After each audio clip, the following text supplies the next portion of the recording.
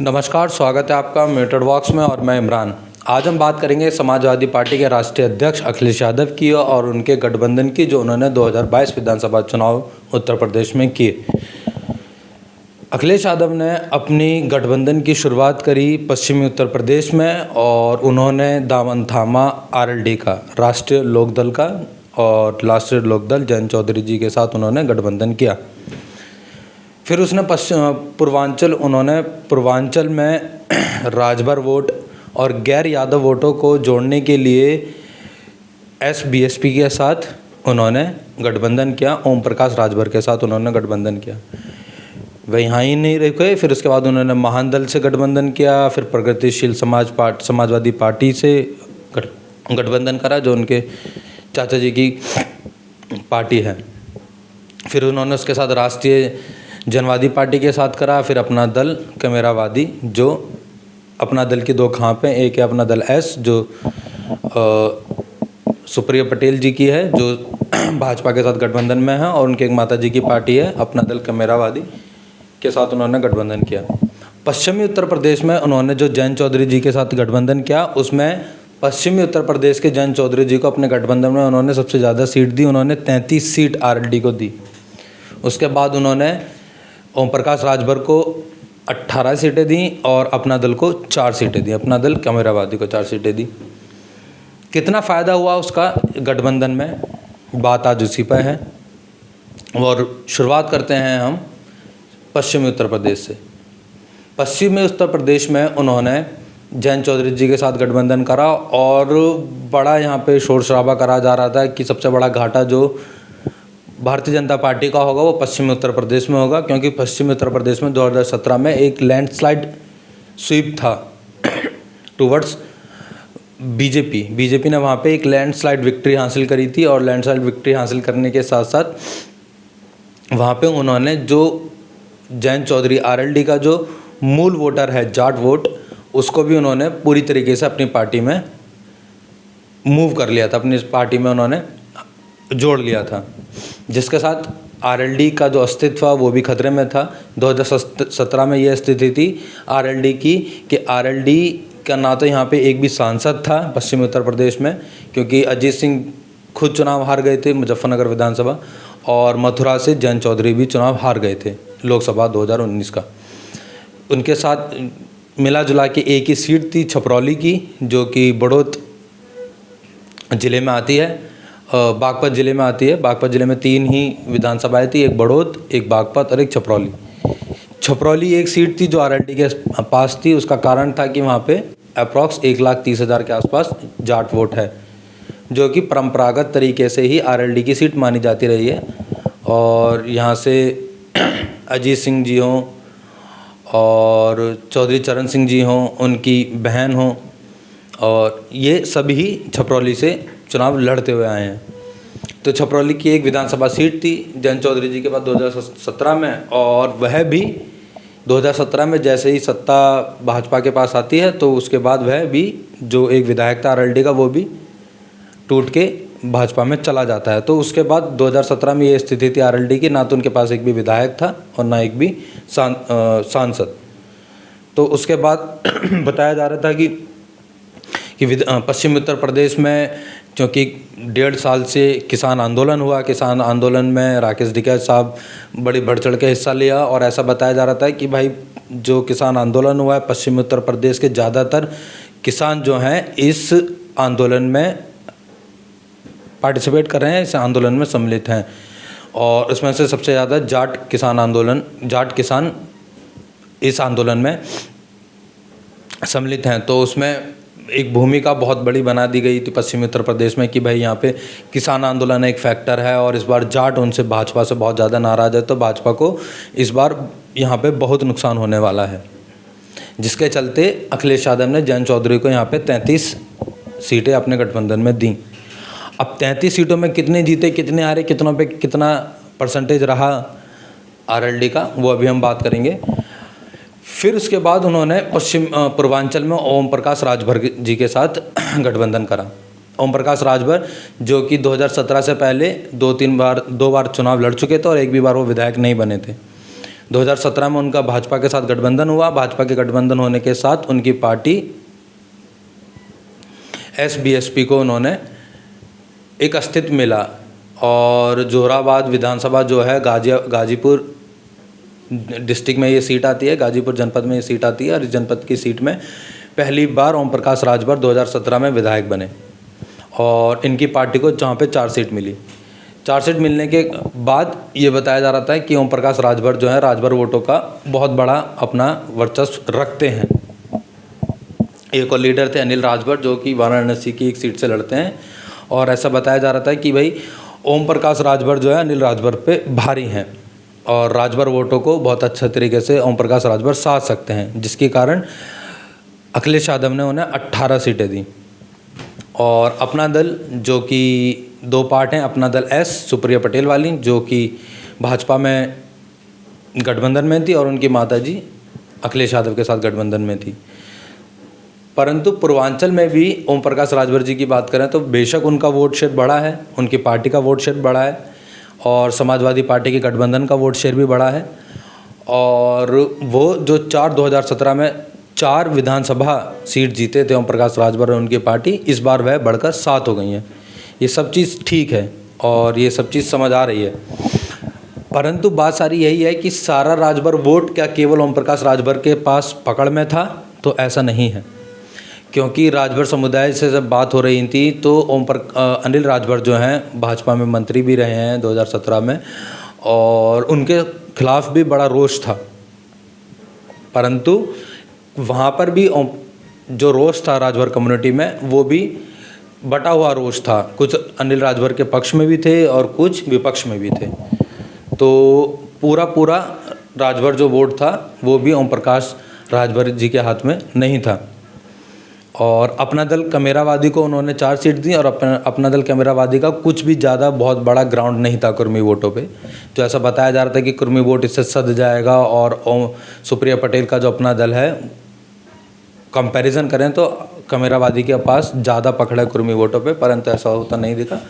और कुर्मी वोट जो था वो ज़्यादातर भाजपा में ही रहा, चाहे वो सुप्रिया पटेल के जी के कारण रहा हो या फिर योगी मोदी के चेहरे के कारण रहा हो, परंतु एंड रिजल्ट यही रहे कि जो कुर्मी वोट था वो भी भाजपा के पास ही रहा। फिर उसके बाद भी वो यहाँ नहीं रुके और उसके बाद उन्होंने धीरे धीरे भाजपा के ही मंत्रिमंडल में सेंध लगाना शुरू करा और उसके बाद उन्होंने स्वामी प्रसाद मौर्य हो उनको अपनी पार्टी में लाया, दारा सिंह चौहान हो और धर्म सिंह सैनी हो, और ये तीनों ही बड़े गैर यादव ओबीसी वोट पे बहुत अच्छी पकड़ वाले नेता माने जाते थे। 2022 विधानसभा कैंपेन में तो दरअसल ये दिख रहा था कि भाई ये जो तीनों वोटर हैं स्वामी प्रसाद मौर्य, दारा सिंह चौहान और धर्म सिंह सैनी, ये गैर यादव ओबीसी वोट पे बहुत अच्छी पकड़ रखते हैं। परंतु रिजल्ट जैसे ही चुनाव धीरे आगे बढ़ता चला गया, स्वामी प्रसाद मौर्य को अपनी ही फाजिल नगर वाली विधानसभा से बचाना मुश्किल पड़ गया, ये स्थिति बन गई उनकी। और ऐसा बताया जा रहा था उसमें जब स्वामी प्रसाद मौर्य जी ने भाजपा से गठबंधन तोड़ा और अखिलेश यादव के साथ वो आए तो उन्होंने फिर बयानबाजी शुरू करी कि मैं नेवला रूपी स्वामी प्रसाद मौर्य सांप रूपी भाजपा को मैं खा जाऊंगा। परंतु एंड रिजल्ट ऐसा नहीं हुआ और स्वामी प्रसाद मौर्य अपनी फाजिल नगर की सीट भी हार गए। और ऐसा बताया जा रहा था कि भाई स्वामी प्रसाद मौर्य जो हैं कुर्मी वोट हो गए, कुशवाहा वोट हो गया, मौर्य वोट हो गया, शाक्य वोट हो गया, सैनी वोट हो गया, इन पे बहुत अच्छी पकड़ वाले नेता हैं ओबीसी और ये पूर्वांचल और अवध वाले क्षेत्र में अखिलेश यादव को बहुत अच्छी बढ़त बना के देंगे। परंतु पूर्वांचल में तो परफॉर्मेंस थोड़ी चुनाव में समाजवादी पार्टी के गठबंधन की अच्छी रही, परंतु अवध वाले क्षेत्र में अगर आप देखेंगे तो अवध वाले क्षेत्र में ऐसे कई डिस्ट्रिक्ट हैं, ऐसे कई जनपद हैं जहाँ पे भाजपा एकदम क्लीन स्वीप कर गई है, वहाँ पे समाजवादी पार्टी के गठबंधन का खाता भी नहीं खुला। तो अपने गठबंधनों पे, अपने गठबंधन के साथियों पे अति आत्मविश्वास अखिलेश यादव ने कहीं ना कहीं दिखाया, जिसके चलते उन्हें इस चुनाव में ये खामियाजा भुगतना पड़ा। और उसके बाद फिर बात आती है कि फिर उन्होंने दारा सिंह चौहान को भी अपने साथ जोड़ा और बताया जा रहा था कि भाई जो चौहान वोटर है वो भी इसके साथ जुड़ेगा, परंतु ऐसा भी होता हुआ ग्राउंड पे नहीं दिख रहा था। वो चुनाव में के बीच ही कैंपेन में जब हम भी वहाँ पे चुनाव कवर कर रहे थे तो हमें भी ये दिख रहा था कि जो चौहान वोटर है वो भी स्प्लिट हो रहा है, वो भी भाजपा में भी जा रहा है और समाजवादी पार्टी में भी जा रहा है। तो दारा सिंह चौहान के आने से कि पूरा चौहान वोट समाजवादी पार्टी की तरफ या गठबंधन की तरफ चला गया, ऐसा होता हुआ ग्राउंड पे भी नहीं दिखा और एंड रिजल्ट इलेक्शन में भी ऐसा होता नहीं दिखा। फिर आते हैं धर्म सिंह सैनी पे। धर्म सिंह सैनी को उन्होंने अपने साथ जोड़ा और बताया जा रहा था कि सैनी वोटरों पे वो बहुत अच्छी पकड़ रखते हैं और सैनी वोटर जो है कि पश्चिमी उत्तर प्रदेश में कुछ ज़्यादा है, तो इससे सैनी वोटर भी समाजवादी पार्टी गठबंधन के पास आ जाएगा। परंतु जब चुनाव का रिजल्ट आया और चुनाव के रिजल्ट में क्या हासिल हुआ कि धर्म सिंह सैनी अपनी सहारनपुर की सीट भी हार गए। अब कुछ लोगों का ये कहना है कि भाई यहाँ पे केवल 315 वोटों से ही धर्म सिंह सैनी चुनाव हारे, परंतु एक मंत्री जो भाजपा में मंत्री रहा हो और वह अपने ही जाति के वोटरों पे इतना दम ठोक रहा हो कि मेरे आते ही सैनी वोटर जो है सारा समाजवादी पार्टी की तरफ चला जाएगा, जब ऐसे नेता अपनी सीट ही नहीं बचा पाए तो वह समाजवादी पार्टी गठबंधन को कितना प्रॉफिट देते या कितना प्रॉफिट नहीं देते, ये समीक्षा अखिलेश यादव को करनी चाहिए थी। गठबंधन करने से पहले उन्हें सर्वे करना चाहिए था कि ये कितना धर्म सैनी वोटरों पे अपनी पकड़ रखते हैं, क्योंकि अगर खतौली विधानसभा की बात करें जहाँ पे भाजपा जीती है वहाँ पे भी दोनों सैनी ही थे, दोनों कैंडिडेट, और उसमें भी वहाँ पे बताया जा रहा था 30-40 हज़ार जो है खतौली विधानसभा में सैनी वोटरों हैं और वो सैनी वोटरों ने एक तरफा भाजपा को वोट दिया, जिसकी वजह से खतौली विधानसभा जहाँ पे 1 लाख मुस्लिम हैं उसके बाद भी खतौली विधानसभा भारतीय जनता पार्टी जीत गई। अब बात करते हैं दोबारा हम जयंत चौधरी की। जयंत चौधरी पे बहुत बड़ा स्टेक था अखिलेश यादव के गठबंधन का, जिसके कारण उन्होंने 33 अपने गठबंधन की सबसे ज़्यादा सीटें जयंत चौधरी को दी और ऐसा बताया जा रहा था कि भाई इस बार तो पश्चिमी उत्तर प्रदेश में सुपड़ा साफ हो जाएगा भाजपा का, परंतु भाजपा अभी भी यहाँ से 136 सीटों में से 136 सीटों पश्चिमी उत्तर प्रदेश की में से 93 सीटों पे भाजपा इस बार 2022 विधानसभा चुनाव में भी जीती है। जब यहाँ पे बताया जा रहा था कि भाई यहाँ पे किसान आंदोलन भी एक बहुत बड़ा फैक्टर है, राकेश टिकैत भी बहुत बड़े फैक्टर हैं, राकेश टिकैत के आंसू भी एक बहुत बड़े फैक्टर है, किसान आंदोलन एक बहुत बड़ा फैक्टर है, जिसकी वजह से जाट बहुत ज़्यादा नाराज़ है भाजपा से। परंतु जैसे ही कुछ सीटें समाजवादी पार्टी ने अपने गठबंधन में दी और समाजवादी पार्टी ने अपने ही पुराने पार्टी के लोगों को टिकट दी, जैसे कि नाहिद हसन कैराना से हो गए या आजम खां हो गए रामपुर से, तो ऐसी सीटों पे जब सीटें हुई और जब जाटों से हम बात कर रहे थे, जाटों का कहना था कि भाई ये जो 2017 में मुजफ्फरनगर दंगे हुए थे, इस मुजफ्फरनगर दंगों में जो सबसे ज़्यादा समाजवादी पार्टी की तरफ से बोला जा रहा था मुस्लिम लीडरों से, वो नाहिद हसन थे और आजम खां थे, तो जिसके कारण जाट वोट जो था इतना जुड़ता हुआ नज़र नहीं आया ग्राउंड पे। फिर उसके बाद बहुत बड़े सम्मेलन हुए, बड़े बड़े कार्यक्रम करे गए भाईचारे के और बड़ा दावा ठोका गया कि भाईचारा जिंदाबाद, परंतु वो भाईचारा नहीं हुआ, वो भाईचारा एक तरफ से ही होता हुआ नज़र आया। और चुनाव के बीच कैंपेन में भी जयंत चौधरी से सवाल पूछा जा रहा था कि भाई ऐसा ना हो कि आपका जो जाट वोट है वो समाजवादी पार्टी को ना मिले और समाजवादी पार्टी का वोट आपको सारा मिल जाए, और ऐसा ही हुआ। कुछ ऐसी सीटें हैं, मान के चलिए जो 20 ऐसी सीटें हैं जहाँ पे जो आरएलडी है वो दूसरे नंबर पे रही है, और दूसरे नंबर पे रहने का कारण है कि वहाँ पे जो पूरा का पूरा मुस्लिम वोट है वो शिफ्ट हो गया आरएलडी की तरफ, परंतु आरएलडी का जो परंपरागत वोट माना जाता है जाट वोट, वह समाजवादी पार्टी की तरफ शिफ्ट नहीं हुआ। तो जो ये बताया जा रहा था और जयंत चौधरी से सवाल पूछा जा रहा था, तो जयंत चौधरी सवाल पे ये कह के मुकर जा रहे थे या ये कह के टाल दे रहे थे कि भाई मैंने अपने पार्टी के कैडर से ये बात बोली है कि मैंने गठबंधन करा है और गठबंधन का ये नियम है कि अगर मैं किसी से वोट ले रहा हूँ तो मैं अपना वोट भी किसी को दूंगा। परंतु जाट समाज ने जयंत चौधरी की इस बात को नकारा और जयंत चौधरी का जाटों ने साथ नहीं दिया, जिसके चलते ये हुआ कि एक तरफा गठबंधन होता हुआ नजर आया। और जयंत चौधरी जीत के पीछे सबसे बड़ा कारण ये भी था कि उनका वोट परसेंटेज मान के चलिए 8 सीट उनकी हो गई हैं, जहाँ 2017 में उनके पास एक भी विधानसभा सीट नहीं थी। इस बार उनकी पार्टी को 8 सीटें मिली। उनका जो वोट शेयर था वो 1.8% से बढ़कर अप्रॉक्स 2.80 के आसपास हो गया है। तो अप्रॉक्स 3% के बाद उनका वोट शेयर बढ़ गया है। परंतु वोट शेयर ये बढ़ने का कारण ये है कि आरएलडी को 2017 में बहुत मिनिमम मुस्लिम वोट मिला था और इस बार 2022 विधानसभा चुनाव में उन्हें मुस्लिम वोट मिला, जिसके कारण उनका जो वोट शेयर है वो भी बढ़ा। अब ये नहीं है कि पूरा के पूरा मुस्लिम वोटों से उनका वोट शेयर इतना बड़ा है, उन्हें जाट वोट भी मिला है। परंतु जितनी अपेक्षा करी जा रही थी जयंत चौधरी के साथ कि उनका गठबंधन में समाजवादी पार्टी के साथ गठबंधन में होते इतनी सीटें कन्वर्ट हो जाएंगी समाजवादी पार्टी की तरफ, तो ऐसा होता हुआ नज़र नहीं आया। अब कुछ सीटों की बात करते हैं जो गढ़ माना जा रहा था। इटावा, मैनपुरी, फिरोज़ाबाद और जलेसर की तरफ का जितना भी एरिया, ये बेल्ट है जिसे आलू बेल्ट बोला जाता है, कि इस तरफ समाजवादी पार्टी का बहुत बड़ा गढ़ है और यहाँ से तो क्लीन स्वीप हो जाएगी समाजवादी पार्टी।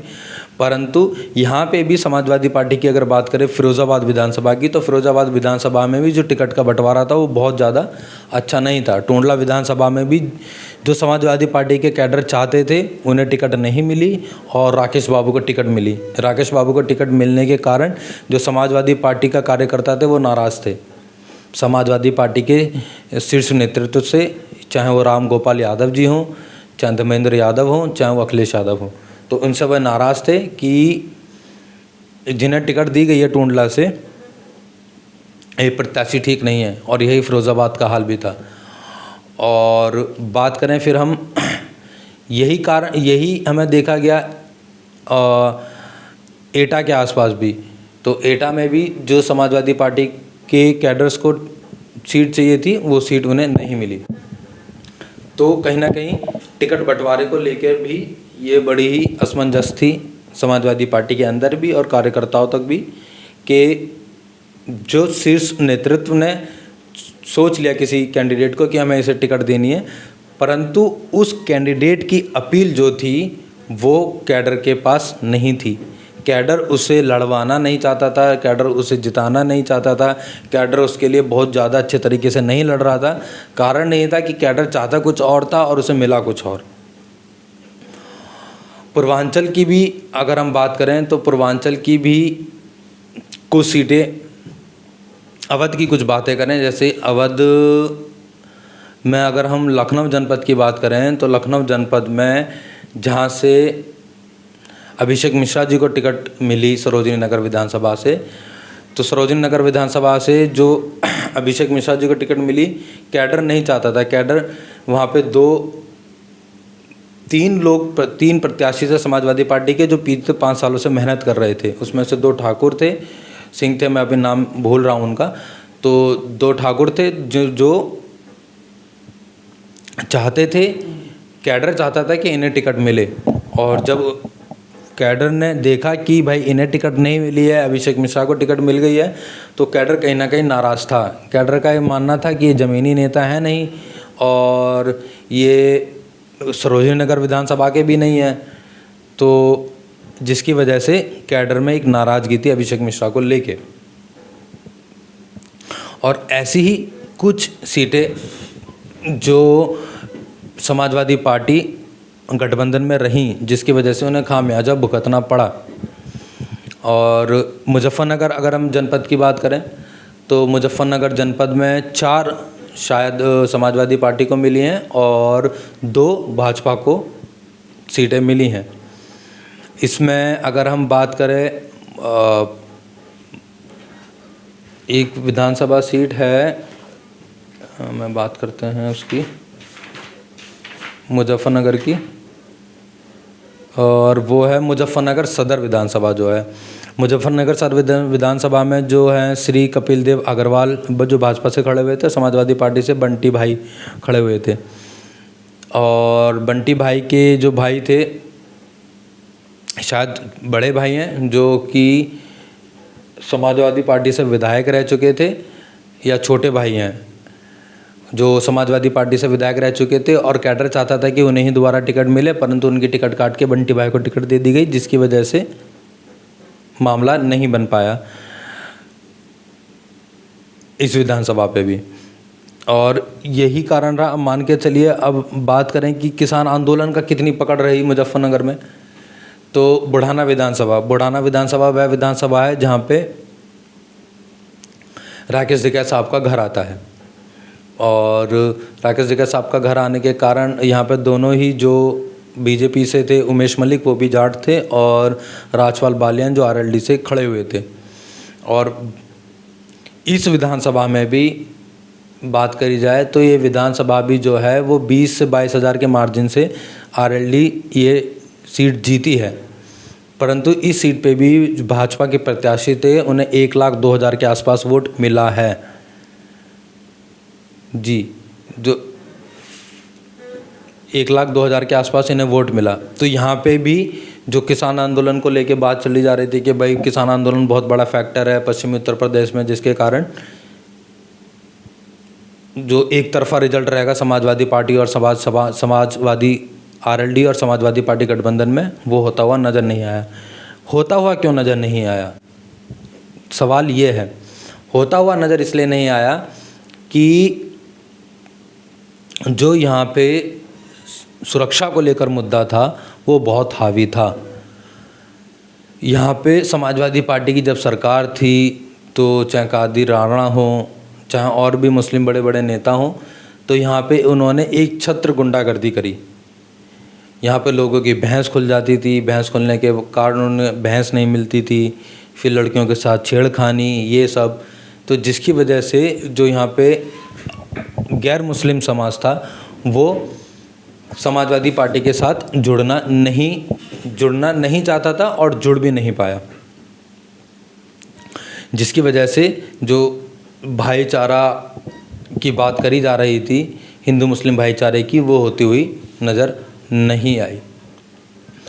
अब बात ये भी चल रही है कि सौम्य प्रसाद मौर्य को करहल विधानसभा से अखिलेश यादव अपना उम्मीदवार बना सकते हैं उपचुनाव में, और वह सांसद रहेंगे आजमगढ़ से, और वह सांसद रहेंगे और वह